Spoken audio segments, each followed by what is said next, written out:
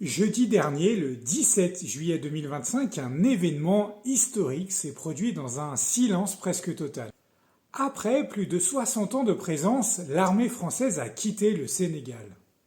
Ce départ marque bien plus que la fin d'un simple partenariat militaire qui avait été signé à l'indépendance dans les années 60. C'est la fin d'une ère, celle de la présence militaire française en Afrique de l'Ouest et centrale. Désormais, il ne reste plus qu'une seule base militaire française sur le continent. Elle se situe à Djibouti. C'est donc le reflet d'un mouvement profond. L'Afrique francophone se libère de l'influence de Paris. Même si certains pouvoirs africains, comme la Côte d'Ivoire, le Gabon ou le Cameroun, restent proches de la France, dans la plupart des pays d'Afrique de l'Ouest, politiques et sociétés civiles n'ont cessé de vilipender la présence militaire, diplomatique et économique de la France, criant parfois au néocolonialisme et à l'ingérence. Au Mali, au Burkina Faso, au Niger ou en Guinée, par exemple, des régimes anti-impérialistes ont pris le pouvoir.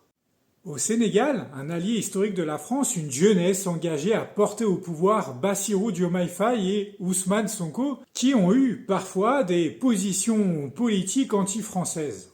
Et c'est dans cette tension géopolitique que débarque Bastien Scalvoni, un Français venu à Dakar pour apprendre la lutte sénégalaise.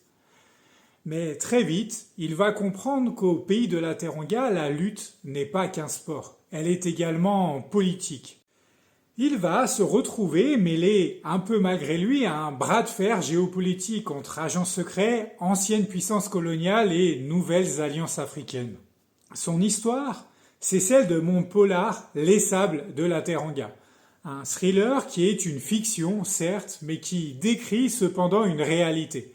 Une Afrique de l'Ouest qui tente de s'émanciper.